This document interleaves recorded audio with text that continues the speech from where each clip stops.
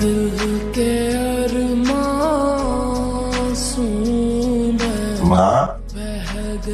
তুমি?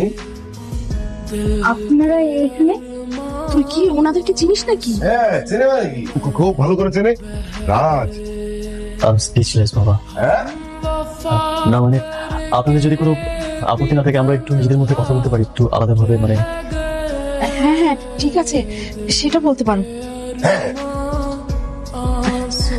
কি রে, বসে আছিস কেন? জানা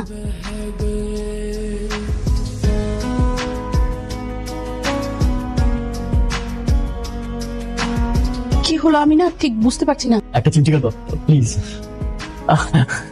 মানে আমি আসলে বিশ্বাস করতে পারছি না, এটা এটা কিভাবে সম্ভব। এত ঢং করছেন কেন? তুমি আমাকে দেখে আকাশের চাপ পেয়ে গেছেন। ম্যাডামের বোধ হয় অনেক অভিমান হয়েছে, তাই না? জি না, আমার আপনার উপর অভিমান করার কিচ্ছু নেই।